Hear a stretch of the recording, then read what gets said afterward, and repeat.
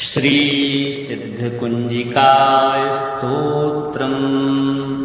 गुप्त नवरात्रि के पावन पर्व पर अति गोपनीय तथा संपूर्ण मनोरथों को सिद्ध करने वाला माता रानी का अत्यंत ही शक्तिशाली श्री सिद्धकुंजिका स्तोत्र आज हम आप सभी भक्तों को श्रवण कराने जा रहे हैं। गुप्त नवरात्रि के 9 दिनों तक इस पावन स्तोत्र को आप सभी भक्त नित्य भाव भक्ति के साथ में अवश्य श्रवण करें। माता रानी आपके संपूर्ण मनोरथों को सिद्ध अवश्य करेंगी। यह स्तोत्र अत्यंत ही गोपनीय है। भगवान शिव कहते हैं कि हे देवी सुनो, मैं उत्तम कुंजिका स्तोत्र का उपदेश करूंगा, जिस मंत्र के प्रभाव से देवी का संपूर्ण जप और पाठ सफल होता है। कवच, अर्गला, कीलक, रहस्य, सूक्त, ध्यान, न्यास, यहाँ तक कि अर्चन भी आवश्यक नहीं है। केवल कुंजिका स्तोत्र के पाठ से संपूर्ण दुर्गा पाठ का फल प्राप्त हो जाता है। यह कुंजिका स्तोत्र अत्यंत ही गोपनीय है और देवताओं के लिए भी यह दुर्लभ है। सो हे पार्वती, इसे स्वयोनि की भांति प्रयत्न पूर्वक गुप्त रखना चाहिए। यह उत्तम कुंजिका स्तोत्र केवल पाठ के द्वारा मारण, मोहन, वशीकरण, स्तंभन और उच्चाटन आदि अभिचारिक उद्देश्यों को सिद्ध करता है।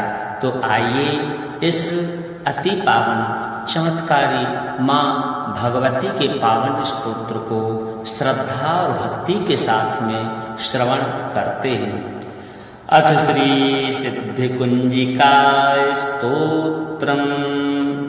शिव उवाच शृणु देवी प्रवक्ष्यामि कुंजिका स्तोत्रमुत्तमम्। येन मन्त्रप्रभावेण चण्डीजापः शुभो भवेत्। न कवचं नार्गला स्तोत्रं कीलकं न रहस्यकं न सूक्तं नापि ध्यानं च न्यासो न च वार्चनं। कुंजिका पाठमात्रेण दुर्गा पाठफलं लभेत्। अतिगुह्यतरं देवी देवानामपि दुर्लभं। गोपनीयं प्रयत्नेन स्वयोनिरिव पार्वती। मारणं मोहनं वश्यं स्तम्भनोच्चाटनादिकं। पाठमात्रेण संसिध्येत् कुंजिका स्तोत्रमुत्तमम्। अथ मंत्रः। ओम ऐं ह्रीं क्लीं चामुण्डायै विच्चे। ओम ग्लूं हुं क्लीं जूं सः ज्वालाय ज्वालाय ज्वल ज्वल प्रज्वल प्रज्वल। ऐं ह्रीं क्लीं चामुण्डायै विच्चे। ज्वल हं शं लं छं फट् स्वाहा। नमस्ते रुद्ररूपिण्यै नमस्ते मधुमर्दिनी। नमः कैटभहारिण्यै नमस्ते महिषार्दिनी। नमस्ते शुम्भहन्त्रे च निशुम्भासुरघातिनी। जागृतं हि महादेवी जपं सिद्धं कुरुष्व मे। ऐंकारी सृष्टिरूपायै ह्रींकारी प्रतिपालिका। क्लींकारी कामरूपिण्यै बीजरूपे नमोस्तुते। चामुण्डा चण्डघाती च यैकारी वरदायिनी। विच्चे च भयदा नित्यं नमस्ते मंत्ररूपिणी। धां दीं धूं दुर्जटे पत्नी। वां वीं भूं वागधीश्वरी। क्रां क्रीं क्रूं कालिका देवी। सां सीं सूं मे शुभं कुरु। हुं हुं हुंकाररूपिण्यै जं जं जं जम्भनादिनी। भ्रां भ्रीं भ्रूं भैरवी भद्रे भवानी ते नमो नमः। अं कं चं टं तं पं यं सं वीं दुं ऐं वीं हम छं धिजाग्रं धिजाग्रं त्रोटय त्रोटय दीप्तं कुरु कुरु स्वाहा। पां पीं पूं पार्वती पूर्णा। खां खीं खूं खेचरी तथा। सां सीं सूं सप्तसती देव्या मंत्रसिद्धिं कुरुस्व मे। इदं तु कुंजिका स्तोत्रं मंत्र जागर्ति हेतवे। अवक्तेनैव दातव्यं गोपितं रक्ष पार्वती येस्तु कुञ्जिकया देवी हीनां सप्तशतीं पठेत् न तस्य जायते सिद्धिरन्ये रोदनं यथा। शिव उवाच शृणु देवी प्रवक्ष्यामि कुञ्जिकास्तोत्रमुत्तमं येन मन्त्रप्रभावेण चण्डीजापः शुभो भवेत्।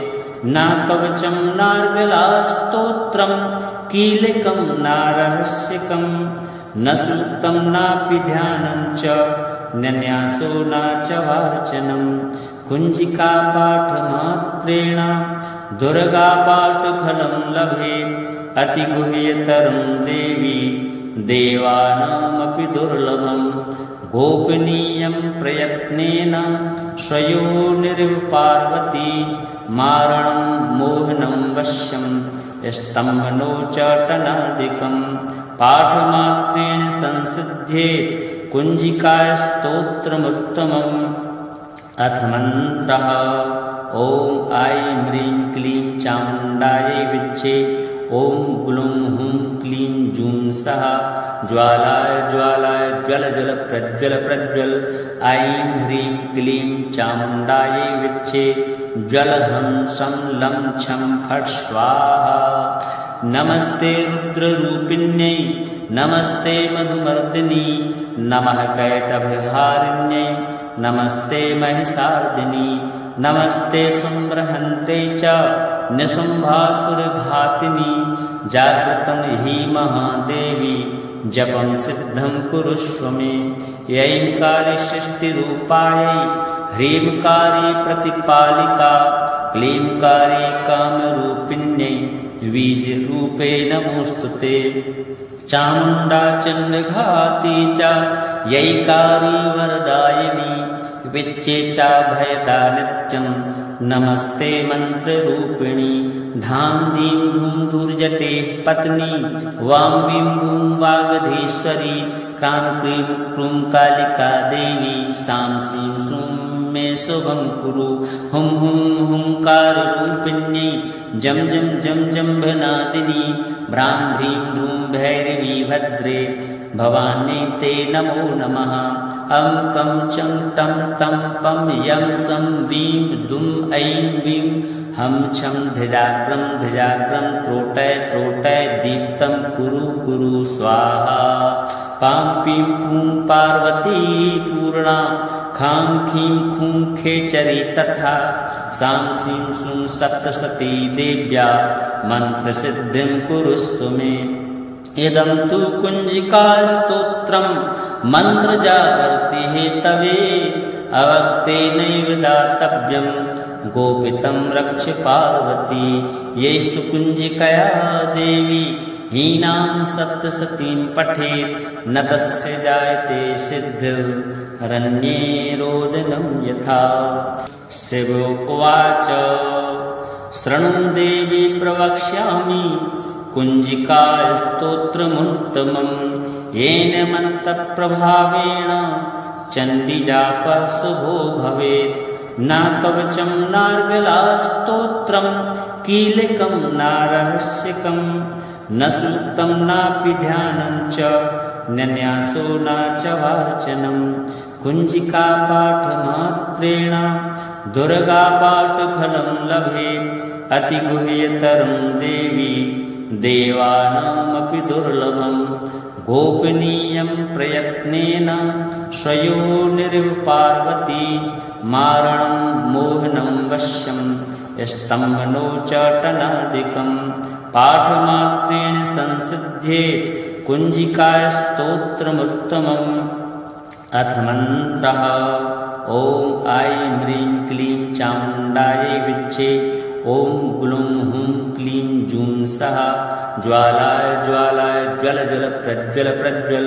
ऐं ह्रीं क्लीं चामुण्डायै विच्चे ज्वल हं शं लं छं फट् स्वाहा। नमस्ते रुद्ररूपिण्यै नमस्ते मधुमर्दिनी नमः कैटभहारिण्यै नमस्ते महिषार्दिनी नमस्ते शुम्भहन्त्रे च निशुम्भासुरघातिनी जागृतं हि महादेवी जपं सिद्धं कुरुष्व मे। ऐंकारी सृष्टिरूपायै ह्रींकारी प्रतिपालिका क्लींकारी कामरूपिण्यै बीजरूपे नमोऽस्तुते। चामुण्डा चण्डघाती च यैकारी वरदायिनी विच्चे च भयदा नित्यं नमस्ते मन्त्ररूपिणी। धां दीं धूं दुर्जटे पत्नी वां वीं भूं वागधीश्वरी क्रां क्रीं क्रूं कालिका देवी सां सीं सूं मे शुभं कुरु। हुं हुं हुंकाररूपिण्यै जं जं जं जम्भनादिनी भ्रां भ्रीं भ्रूं भैरवी भद्रे भवानी ते नमो नमः। अं कं चं टं तं पं यं सं वीं दुं ऐं वीं हं छं धिजाग्रं धिजाग्रं त्रोटय त्रोटय दीप्तं कुरु कुरु स्वाहा। पां पीं पूं पार्वती पूर्णा खां खीं खूं खेचरी तथा सां सीं सूं सप्तसती देव्या मन्त्रसिद्धिं कुरुस्व मे। इदं तु कुञ्जिकास्तोत्रं मन्त्रजागर्ति हेतवे अवक्तेनैव दातव्यं गोपितं रक्ष पार्वती। येस्तु कुञ्जिकया देवी हीनां सप्तसतीं पठेत् न तस्य जायते सिद्धिररण्ये रोदनं यथा। शिव उवाच शृणु देवी प्रवक्ष्यामि कुञ्जिकास्तोत्रमुत्तमं येन मन्त्रप्रभावेण चण्डीजापः शुभो भवेत्। न कवचं नार्गलास्तोत्रं कीलकं नारहस्यकं न सूक्तं नापि ध्यानं च न्यासो न च वाचनं। कुञ्जिकापाठमात्रेण दुर्गापाठफलं लभेत् अतिगुह्यतरं देवी देवानामपि दुर्लभं। गोपनीयं प्रयत्नेन स्वयोनिरिव पार्वती मारणं मोहनं वश्यं स्तम्भनोच्चाटनादिकं पाठमात्रेण संसिध्येत् कुञ्जिकास्तोत्रमुत्तमम्। अथ मन्त्रः ॐ ऐं ह्रीं क्लीं चामुण्डायै विच्चे ॐ ग्लूं हुं क्लीं जूं सः ज्वालाय ज्वालाय ज्वल ज्वल प्रज्वल प्रज्वल। ऐं ह्रीं क्लीं चामुण्डायै विच्चे ज्वल हं शं लं छं फट् स्वाहा। नमस्ते रुद्ररूपिण्यै नमस्ते मधुमर्दिनी नमः कैटभहारिण्यै नमस्ते महिषार्दिनी नमस्ते शुम्भहन्त्रे च निशुम्भासुरघातिनी जागृतं हि महादेवी जपं सिद्धं कुरुष्व मे। ऐंकारी सृष्टिरूपायै ह्रींकारी प्रतिपालिका क्लींकारी कामरूपिण्यै बीजरूपे नमोऽस्तुते। चामुण्डा चण्डघाती च यैकारी वरदायिनी विच्चे च भयदा नित्यं नमस्ते मन्त्ररूपिणी। धां दीं धूं दुर्जटे पत्नी वां वीं भूं वागधीश्वरी क्रां क्रीं क्रूं कालिका देवी सां सीं सूं मे शुभं कुरु। हुं हुं हुंकाररूपिण्यै जं जं जं जम्भनादिनी भ्रां भ्रीं भ्रूं भैरवी भद्रे भवानी ते नमो नमः। अं कं चं टं तं पं यं सं वीं दुं ऐं वीं हं छं धिजाग्रं धिजाग्रं त्रोटय त्रोटय दीप्तं कुरु कुरु स्वाहा। पां पीं पूं पार्वती पूर्णा खां खीं खूं खेचरी तथा सां सीं सूं सप्तसती देव्या मन्त्रसिद्धिं कुरुस्व मे। इदं तु कुञ्जिकास्तोत्रं मन्त्रजागर्ति हेतवे अवक्तेनैव दातव्यं गोपितं रक्ष पार्वती। येस्तु कुञ्जिकया देवी हीनां सप्तसतीं पठेत् न तस्य जायते सिद्धिररण्ये रोदनं यथा। शिव उवाच शृणु देवी प्रवक्ष्यामि कुञ्जिकास्तोत्रमुत्तमम् येन मन्त्रप्रभावेण चण्डीजापः शुभो भवेत्।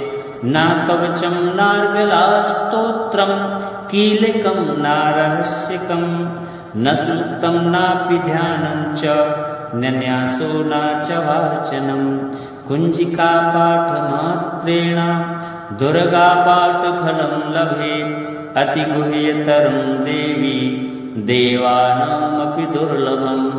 गोपनीयं प्रयत्नेन स्वयोनिरिव पार्वती मारणं मोहनं वश्यं स्तम्भनोच्चाटनादिकं पाठमात्रेण संसिध्येत् कुञ्जिकास्तोत्रमुत्तमम्।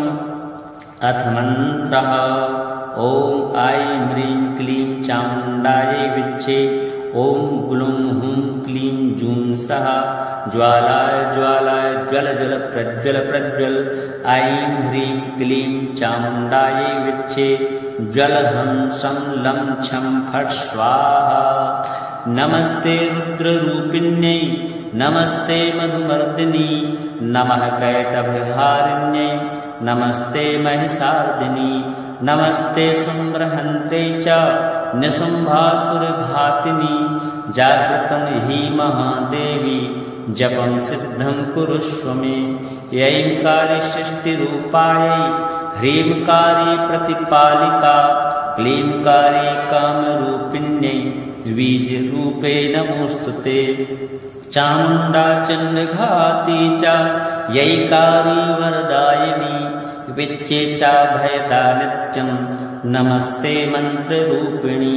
धां दीं धूं दुर्जटे पत्नी वां वीं भूं वागधीश्वरी क्रां क्रीं क्रूं कालिका देवी सां सीं सूं मे शुभं कुरु।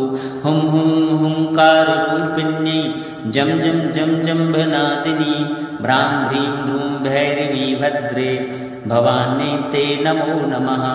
अं कं चं टं तं पं यं सं वीं दुं ऐं वीं हं छं धिजाग्रं धिजाग्रं त्रोटय त्रोटय दीप्तं कुरु कुरु स्वाहा। पां पीं पूं पार्वती पूर्णा खां खीं खूं खेचरी तथा सां सीं सूं सप्तसती देव्या मन्त्रसिद्धिं कुरुस्व मे। इदं तु कुञ्जिकास्तोत्रं मन्त्रजागर्ति हेतवे अवक्तेनैव दातव्यं गोपितं रक्ष पार्वती। यैस्तु कुञ्जिकया देवी हीनां सप्तसतीं पठेत् न तस्य जायते सिद्धिरन्ये रोदनं यथा। शिव उवाच शृणु देवी प्रवक्ष्यामि कुञ्जिकास्तोत्रमुत्तमं येन मन्त्रप्रभावेण चण्डीजापः शुभो भवेत्।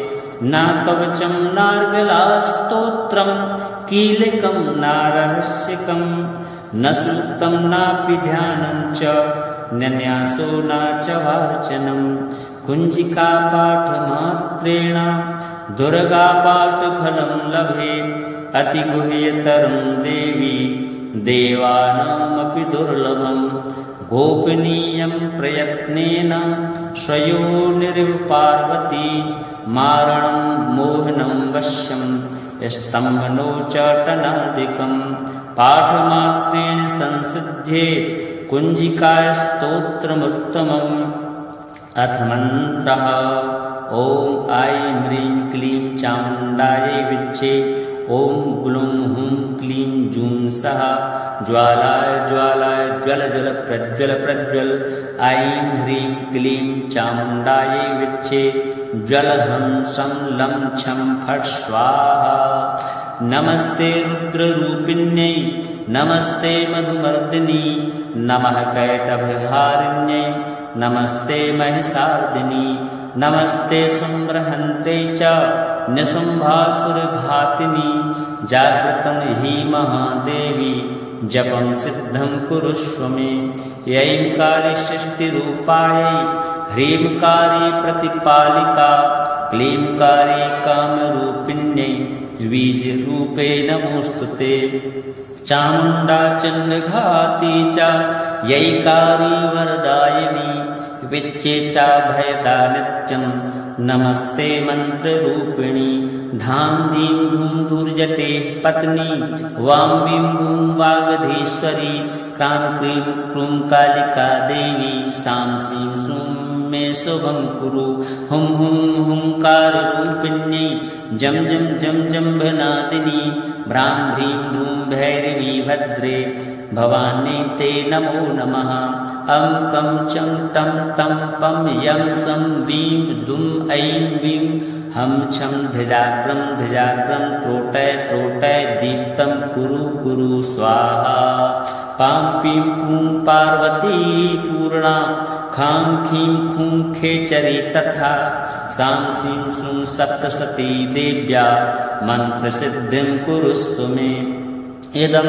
तु कुञ्जिकास्तोत्रं मन्त्रजागर्ति हेतवे अवक्तेनैव दातव्यं गोपितं रक्ष पार्वती यैस्तु कुञ्जिकया देवी हीनां सप्तसतीं पठेत् न तस्य जायते सिद्धिरन्ये रोदनं यथा शिव उवाच शृणु देवी प्रवक्ष्यामि कुञ्जिकास्तोत्रमुत्तमं येन मन्त्रप्रभावेण चण्डीजापः शुभो भवेत् न कवचं नार्गलास्तोत्रं कीलकं नारहस्यकं न सूक्तं नापि ध्यानं च न्यासो न च वार्चनं कुञ्जिकापाठमात्रेण दुर्गापाठफलं लभेत् अतिगुह्यतरं देवी देवानामपि दुर्लभं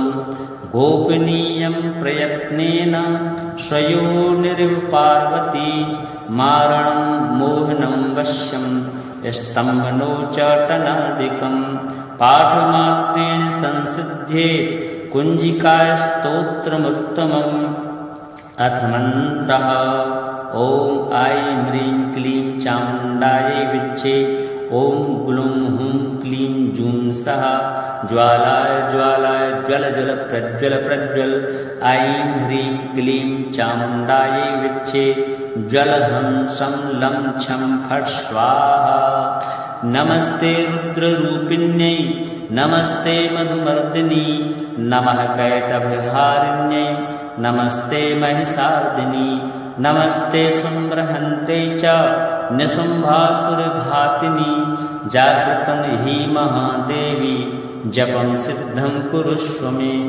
ऐंकारी सृष्टिरूपायै ह्रींकारी प्रतिपालिका क्लींकारी कामरूपिण्यै बीजरूपे नमोऽस्तु ते चामुण्डा चण्डघाती च यैकारी वरदायिनी विच्चेचा भयदा नित्यं नमस्ते मंत्ररूपिणी धां धीं धूं दुर्जटे पत्नी वां वीं भूं वागधीश्वरी क्रां क्रीं क्रूं कालिका देवी सां सीं सूं मे शुभं कुरु हुं हुं हुंकाररूपिण्यै जं जं जं जम्भनादिनी भ्रां भ्रीं भ्रूं भैरवी भद्रे भवानी ते नमो नमः अं कं चं टं तं पं यं सं वीं दुं ऐं वीं हं छं धिजाग्रं त्रोटय त्रोटय दीप्तं कुरु कुरु स्वाहा पां पीं पूं पार्वती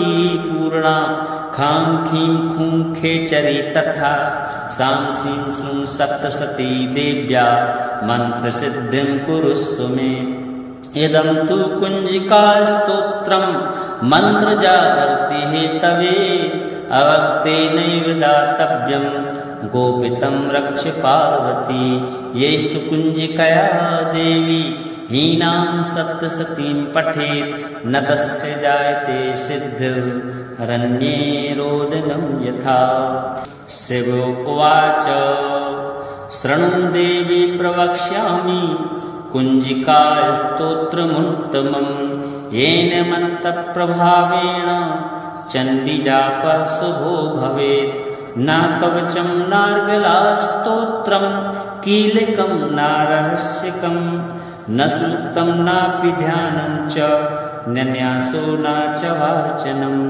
कुञ्जिका पाठमात्रेण दुर्गापाठफलं लभेत् अतिगुह्यतरं देवी देवानामपि दुर्लभं गोपनीयं प्रयत्नेन स्वयोनिर्पार्वती मारणं मोहनं वश्यं स्तम्भनोच्चाटनादिकं पाठमात्रेण संसिध्येत् कुञ्जिकास्तोत्रमुत्तमम् अथ मन्त्रः ॐ ऐं ह्रीं क्लीं चामुण्डायै विच्चे ॐ ग्लूं हुं क्लीं जूं सः ज्वालाय ज्वालाय ज्वल ज्वल प्रज्वल प्रज्वल ऐं ह्रीं क्लीं चामुण्डायै विच्चे ज्वल हं शं लं छं फट् स्वाहा नमस्ते रुद्ररूपिण्यै नमस्ते मधुमर्दिनी नमः कैटभहारिण्यै नमस्ते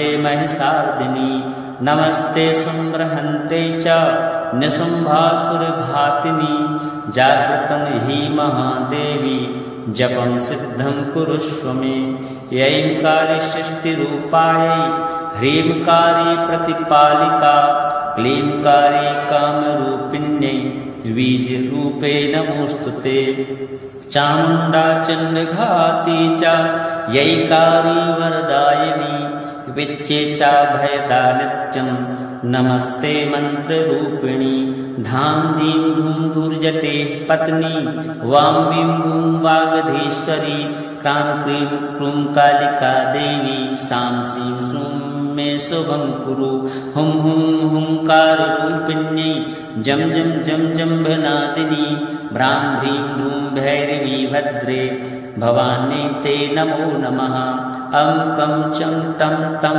पं यं सं वीं दुं ऐं वीं हं छं धिजाग्रं धिजाग्रं त्रोटय त्रोटय दीप्तं कुरु कुरु स्वाहा पां पीं पूं पार्वती पूर्णा खां खीं खूं खेचरी तथा सां सीं सूं सप्तसती देव्या मन्त्रसिद्धिं कुरुस्व मे इदं तु कुञ्जिकास्तोत्रं मन्त्रजागर्ति हेतवे अवक्तेनैव दातव्यं गोपितं रक्ष पार्वती येस्तु कुञ्जिकया देवी हीनां सप्तसतीं पठेत् न तस्य जायते सिद्धिरन्ये रोदनं यथा शिव उवाच शृणु देवी प्रवक्ष्यामि कुञ्जिकास्तोत्रमुत्तमं येन मन्त्रप्रभावेण चण्डीजापः शुभो भवेत् न कवचं नार्गलास्तोत्रं कीलकं न रहस्यकं न सूक्तं नापि ध्यानं च न्यासो न च वार्चनं कुञ्जिकापाठमात्रेण दुर्गापाठफलं लभेत् अतिगुह्यतरं देवी देवानामपि दुर्लभं गोपनीयं प्रयत्नेन स्वयोनिर्पार्वती मारणं मोहनं वश्यं स्तम्भनोच्चाटनादिकं पाठमात्रेण संसिध्येत् कुञ्जिकास्तोत्रमुत्तमम् अथ मन्त्रः ॐ ऐं ह्रीं क्लीं चामुण्डायै विच्चे ॐ ग्लूं हुं क्लीं जूं सः ज्वालाय ज्वालाय ज्वल ज्वल प्रज्वल प्रज्वल ऐं ह्रीं क्लीं चामुण्डायै विच्चे ज्वल हं शं लं छं फट् स्वाहा नमस्ते रुद्ररूपिण्यै नमस्ते मधुमर्दिनी नमः कैटभहारिण्यै नमस्ते महिषार्दिनी नमस्ते शुम्भहन्त्रे च निशुम्भासुरघातिनी जागृतं हि महादेवी जपं सिद्धं कुरुष्व मे ऐंकारी सृष्टिरूपायै ह्रींकारी प्रतिपालिका क्लींकारी कामरूपिण्यै बीजरूपे नमोऽस्तु ते चामुण्डा चण्डघाती च यैकारी वरदायिनी विच्चे च भयदा नित्यं नमस्ते मन्त्ररूपिणी धां दीं धूं दुर्जटे पत्नी वां वीं भूं वागधीश्वरी क्रां क्रीं क्रूं कालिका देवी सां सीं सूं मे शुभं कुरु। हुं हुं हुंकाररूपिण्यै जं जं जं जम्भनादिनी भ्रां भ्रीं भ्रूं भैरवी भद्रे भवानी ते नमो नमः। अं कं चं टं तं पं यं सं वीं दुं ऐं वीं हम छं धिजाग्रं धिजाग्रं त्रोटय त्रोटय दीप्तं कुरु कुरु स्वाहा। पां पीं पूं पार्वती पूर्णा खां खीं खूं खेचरी तथा सां सीं सूं सप्तसती देव्या मन्त्रसिद्धिं कुरुस्व मे। इदं तु कुञ्जिकास्तोत्रं मन्त्रजागर्ति हेतवे अवक्तेनैव दातव्यं गोपितं रक्ष पार्वती। यैस्तु कुञ्जिकया देवी हीनां सप्तसतीं पठेत् न तस्य जायते सिद्धिरन्ये रोदनं यथा।